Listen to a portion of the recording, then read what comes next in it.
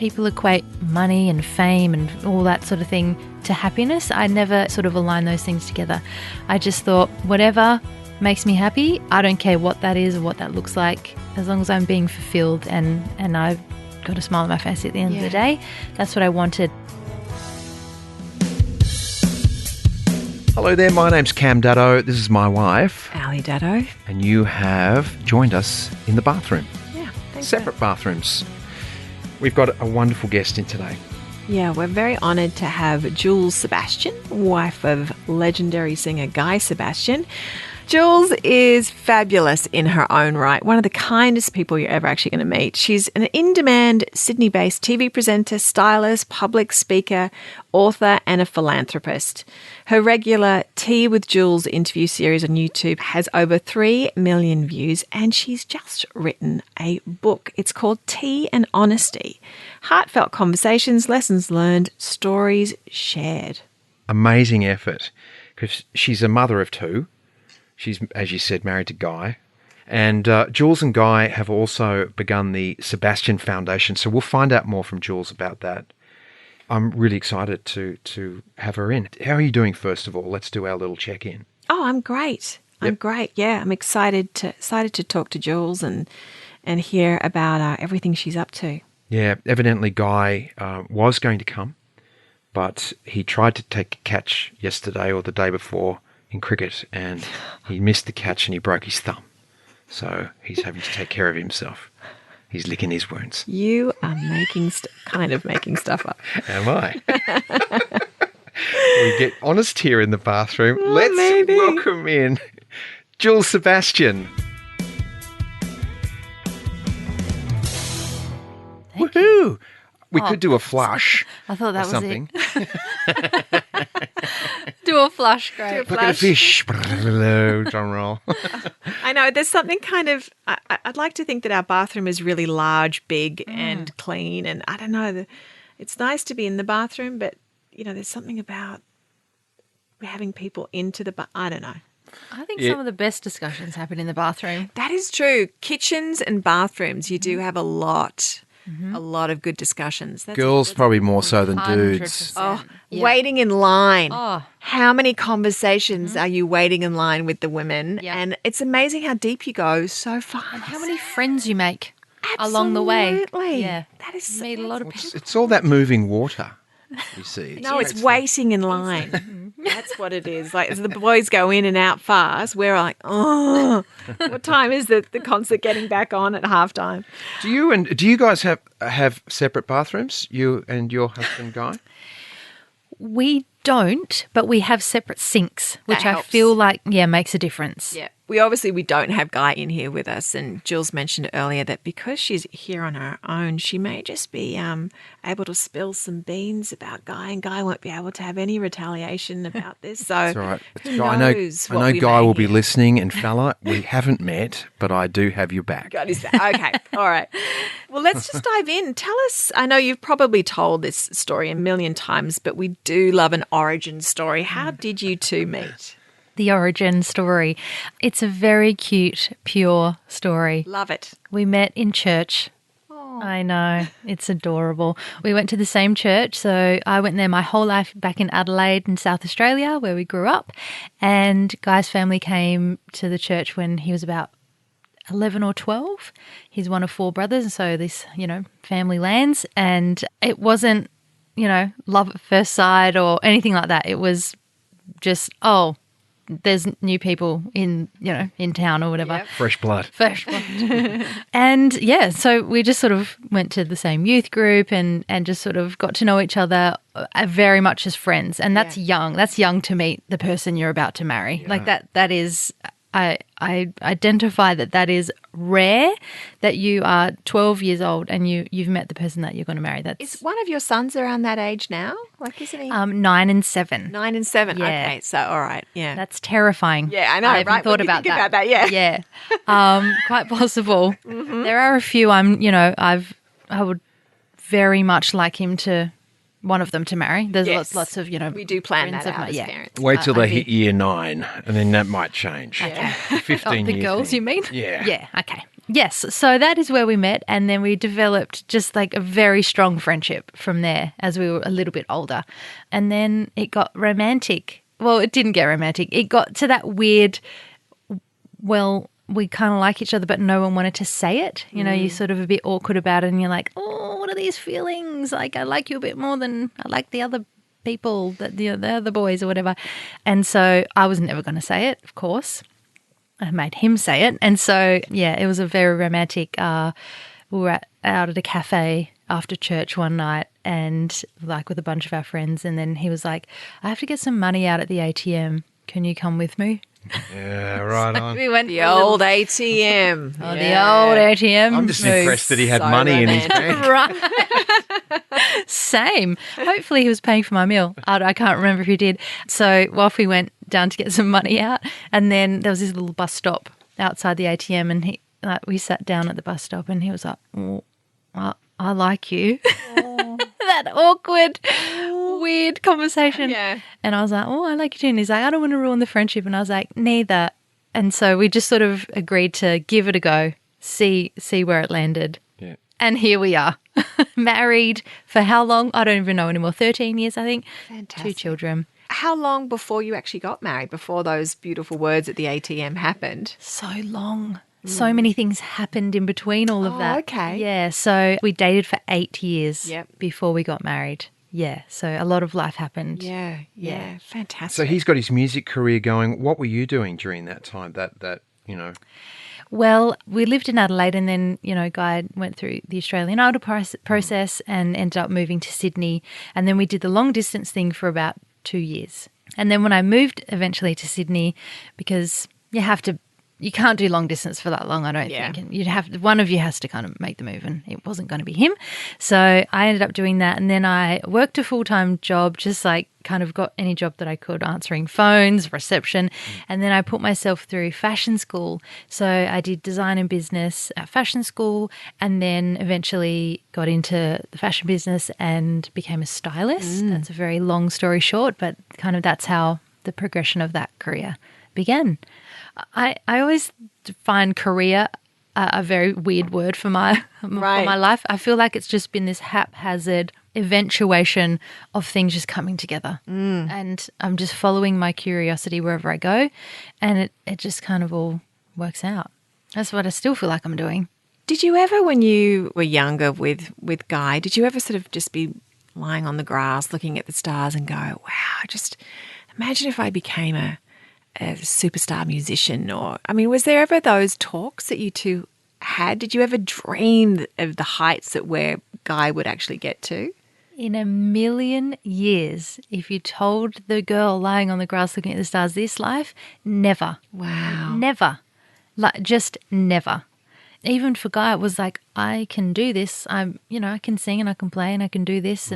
But it was never like, I'm going to be a star and I'm going to be an artist or whatever. It was never that for him. He just loved it and still loves it. Yeah. I didn't know what a stylist was back then. I would look in magazines and I would think, oh, that's beautiful. I didn't know that someone had to put that outfit together and that being a stylist was an occupation, that someone got paid to do that. It wasn't until later on, and I discovered all those things, that it could be a career and something that you get paid to do. Back to that moment that Ali was asking you about, did you dream about where you ended up? What did you dream about? That's a great question. Not much, to be honest. I know that sounds very kind of sad, but I didn't really dream about that much. I think for me, I was always just like, I just want to be happy. Yeah. I just want to do what makes me happy. I just want to have a happy life. And people equate money and fame and all that sort of thing to happiness. I never sort of align those things together. I just thought, whatever makes me happy, I don't care what that is or what that looks like, as long as I'm being fulfilled and I've got a smile on my face at the end of the day. That's what I wanted. And I guess that creative kind of bubbling away inside of me, I wanted to fulfill that, whatever that was, but I didn't have a set plan. And I always thought that was a negative, and I thought that was a weakness because I equated people having a plan to being really smart. You know, like you go to school, you go to university, you study the thing that you want to do with your life, and then you do that thing. Like I thought those are the smart people. Yep. Those are the ones who've got it all together. That's what I should be. But I never was that. I never had this goal, dream, vision. I was always just like, oh, I really like doing this, what I'm doing right now. I'm going to do that. And I always thought that was not the correct path. But what I've since discovered is it's fine. Like everyone's path is different. You've written a book called Tea and Honesty, Heartfelt Conversations, Lessons Learned, Stories Shared, which just sounds so beautiful. What made you want to write this book?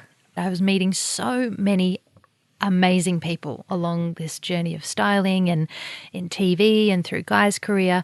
And the more conversations that I was having kind of behind the scenes with makeup artists and models and other stylists, I was finding there's so much more to people than meets the eye. There's so much more to people than, you know, just being a makeup artist. Like, yes, they're amazing at that, but wow, they've got a story and they've got a journey, and there are so many moments that got them to this moment. And I found people fascinating, and I'd ask them questions, and I thought, if I'm interested in this, maybe other people might be interested in this. And so I started this online show called Tea with Jules, where I'd sit down with interesting people and have a conversation about how did you become this person? You know, what were the steps? What were the roadblocks? What were the challenges? What was hard about this? What was great about this? And so 6 years later, Tea with Jules is still happening, and then it's turned into this book, Tea and Honesty. So I've gone through and I've sort of intertwined my experience with my own life and story with other people who I've chatted with on the show. So it turned into a book, and I'm so proud of it. I feel like it's important things to talk about and important things to share. Yeah. And it's very truthful. It's very honest from my experiences in my own life. It's not all deep and meaningful. There's some light stuff in there, funny stories, family stuff as well, but just intertwined with inspiring, amazing people's stories as well. Yeah, fantastic.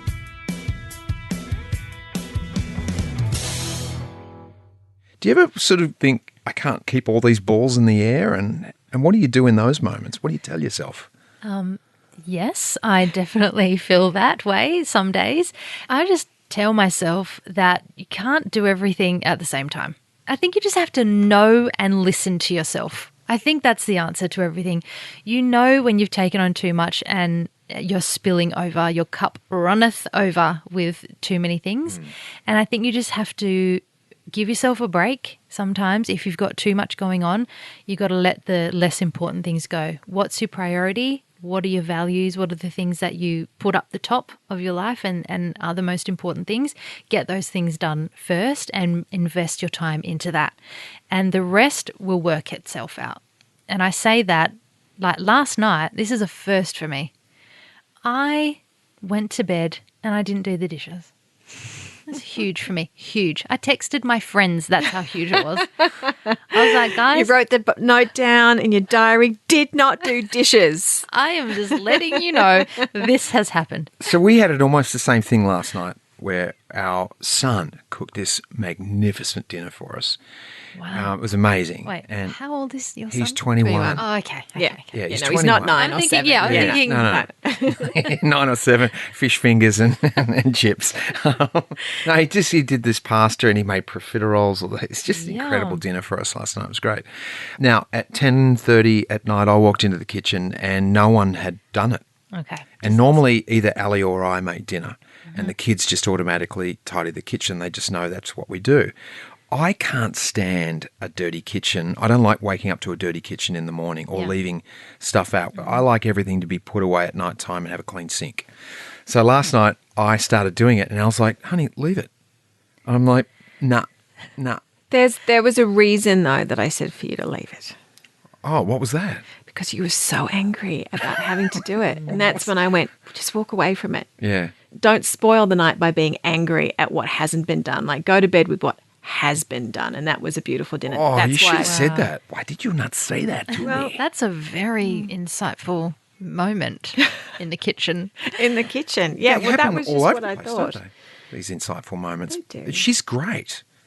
Did your kids leave the dishes because they made dinner? Because you said you guys make dinner and they do the dishes. Is that why they're just like, okay, well, someone else will do it because I cooked? I think so. See, that's an interesting setup right there because it's all about expectations, I reckon. You know, if someone's cooked the dinner, then that person who's cooked the dinner does not have to do the dishes, right? Or feed the dogs or whatever else, the chores that need to be done. So I reckon for sure, River, our boy, Riv's gone, oh, I ain't cleaning the dishes and getting the kitchen because I cooked them dinner. That's what's happened. Yeah. So there's that. So it's your fault. Thanks, Jules. Now that we've dissected it, okay, got it. Yeah. Now I know why you've written this great book. It's in the book. Tea and Honesty. It's in the book. This is You wanted honesty. This is the sequel. You're going to be part of the book now. It'll be It's like your fault is what the title of the next book is. Guy Sebastian, I feel your pain. Cam and I are very open about certain things that we constantly argue about that we're still working to evolve. Is there something that you and Guy come back to all the time that you niggle at each other over, that there's one main thing, or is there a bunch of things, or are you just perfect? Oh, far from perfect. Far from perfect. I think the one thing we have got going for us, and I feel like you guys might be the same, we're good communicators. Yeah. He's exceptional, I will say. I'm okay. He's exceptional. He's a talker, likes to get it out and off his chest. And so therefore, good resolve. You sort of say what you need to say. I'm getting better at that. I once was a very good grudge holder and hold it in for my entire life if you need me to, and I will hold it against you. But I'm more of the, I don't want to have an argument. I'll just whatever.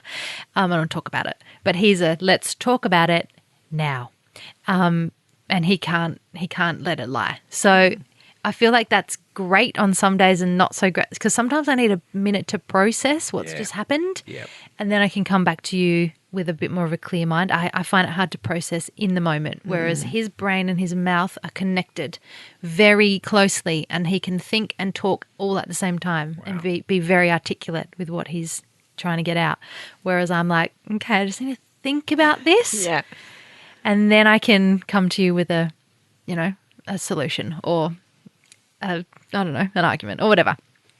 So communication, I think, has served us well in our relationship. What's something we argue about? I would say we differ in our importance on time management. Where do you sit? I am an on-time person. I knew you were going to be an on-time person. I'm like, if she can't go to bed without having a clean kitchen, she's going to be on time. I'm an on-time person. Guy is not. I will say he's getting better. He's nearly 40 though, so that's taken a while. But I mean, the amount of times I am sitting in the driveway with the car on and the kids in the back, and if we'd just left when I got in the car with the kids in the back and the car on, we would be there on time. But no, just waiting. And this has become the joke, like always at the most inappropriate time, like, okay, we got to go. He'll go like, oh, I'll just jump in the shower. Or he shaves. When the other day... What's the problem with shaving? No problem with shaving. When he shaves. It's the other day, I was like, okay, I think we were going to a birthday party. We were already late. So we were already past the time we should have left. Right. So we were already late. I was like, okay, we got to go. He's like, I'm just going to shave. I was like, you're actually joking. And he wasn't. And it took him so long. Yeah, because you can't actually, because someone said shave your legs quick. You can't do it. You can't rush your shave because you can't rush it. Yeah. But why now? Like, and he's so chill about it, and I am not chill about it. Yeah, that's hard because he's the one that's made you late, and he's the one that's chill. And the thing about Guy is that he walks into any room, whatever room it might be, later than late, charming the pants off everyone. Just chum, chum, chum, chum, chum. Everyone's forgotten that he was late. No one's mad. And you're still he's so lovable. You're like, you go, there's my man. It's impossible to not love him. It's infuriating. That's gorgeous. Tell us about the Sebastian Foundation. Sebastian Foundation is a foundation that Guy and I started because, simply just that. We felt we were blessed with so much good in our life. We wanted to give back, and we just felt there was an opportunity to do so. And we currently are working with this amazing program called Open Parachute. And the premise of the program is run by has been put together by a clinical psychologist. And what we are hoping for this program, and it has already started, it goes into schools. So this is in aid of young people's mental health. In the book I write about, in the chapter on grief, I talk about how I lost my brother to mental health. And so it's very, very close to me and my heart and my situation and my experience. And so I think for me, if we can do something about it to help others and other families that might be experiencing the same thing, that would just, that's warms my heart, and I feel like we're doing something good in the world. And so this program will go into schools, and what's great about it is that it's a part of the curriculum. So kids can come. It's facilitated by a teacher, and any teacher can teach it. You don't have to be a qualified psychologist or anything like that. It would be part of the health kind of class, I suppose. And basically the clinical psychologist that has put it together has made videos of young people who have experienced these sorts of things, online bullying or anxiety or whatever it is that they have personally experienced. And the videos watch their story on how they dealt with things and what tips and tricks that they learned and used to get themselves through to the other side. And Guy and I watched these videos and we were in bits. We were just like, this is what the world needs. This is what these teenagers need. And the great thing is that it's peer-to-peer. So it's not some teacher or grown-up or adult, out there trying to tell teenagers these days how to do it. It's teenagers telling teenagers, this is how I did it. And these are the things I did, and now I feel better. So it's like they listen.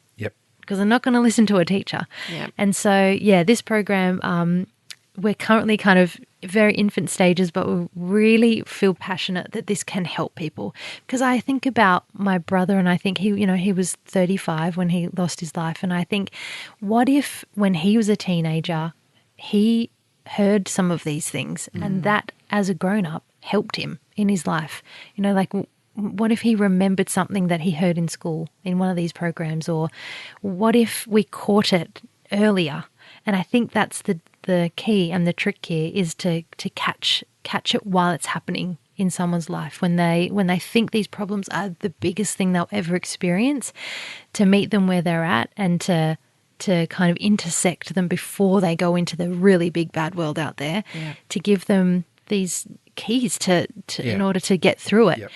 And it's easy. It's $20 to put a kid through this program. What an opportunity to turn the ship around and have a teacher facilitate that conversation.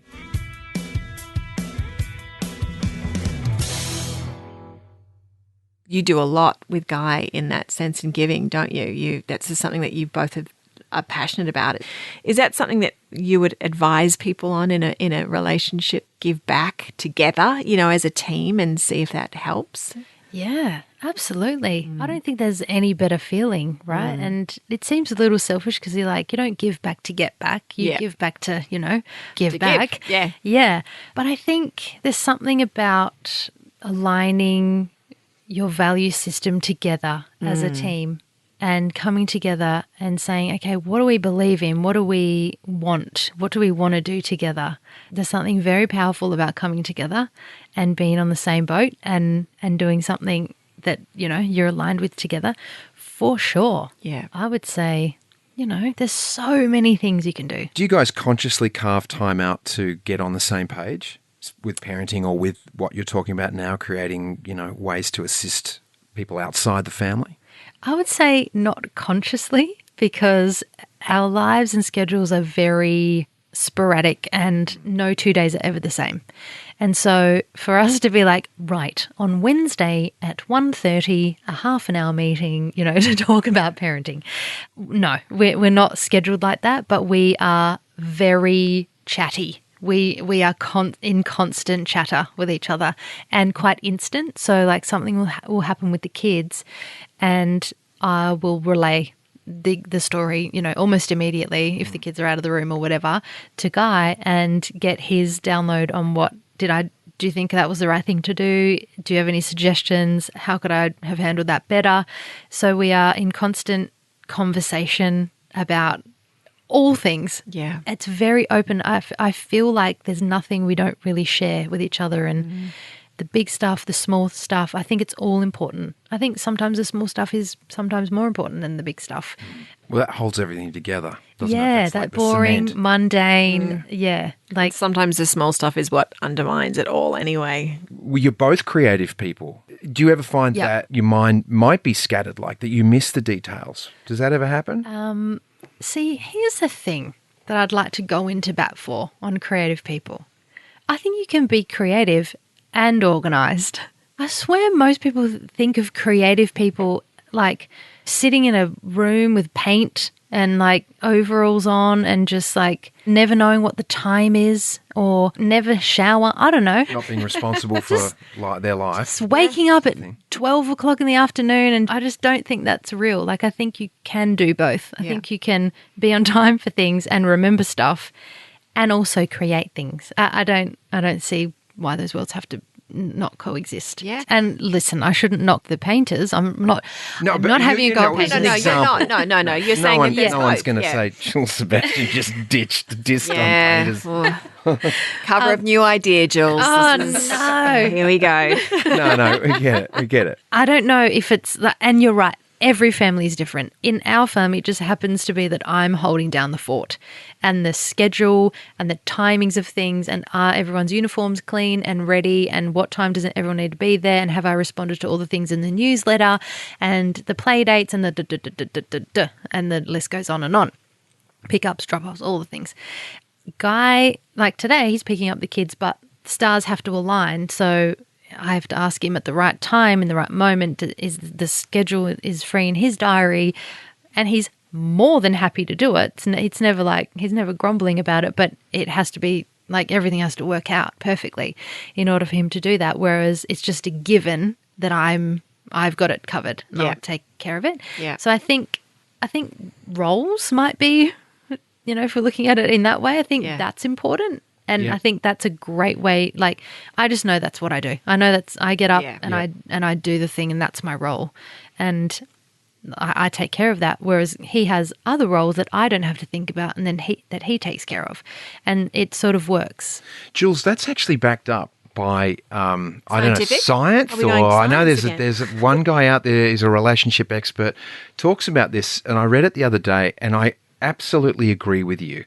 The female part of the household is the manager. You guys have the most important job. You manage the family. And the male part is the visionary that goes out there and does whatever, kills the beast and all that sort of stuff. The difficulty in relationship is when the male tries to control what the female's doing and starts to manage, go into your world. But if we know, you as the guy, you understand the female, the partner is the manager. Let them manage. Be grateful for their management skills and how great they are in the job that they're doing, and stop trying to control what you are doing. But I have been guilty of it. I have done it, and it's only when I'm feeling, which is a lot of the time, out of control in my life. Wow, that's insightful. Yeah, so you're feeling out of control, so you're trying to control something. Absolutely. Yep. What say you, wife? Well, I know. I'm just thinking about that. Because I hate The stereotype. I hate the stereotype. Yep. And I was thinking that. I was that's what catches me. That it's a very old-fashioned belief that like it's the woman at home doing the organisation and the guy goes out and slays the beast. Like that rubs me in a weird way. Fair enough. I'm a caveman and this is what I need to do. It's that stuff that I just go, no. You nailed me in one. But I think if you take that out of it, if you take the stereotypical, because there are all sorts of families out there. Yeah. The two women living together. Women, like, how do right. you, if we're defining the roles, that women and men do, how do you define that? I think it's just whatever works for your family. Yeah. And whatever roles you're in. Exactly right. The roles you're in. Like the woman might be the breadwinner and however it works. I just think, define the role. Yeah. And then no one's offended and no one's trying to come into your lane Yeah. and tell you what to make for the school lunch. No. I know what I'm doing. Or what about offer to make the school lunch? Go, I see you're busy, honey. That is an excellent. What about if can I take over a day of making school lunches just to ease your burden? 100%. That works? Yes, as long as you do it our way.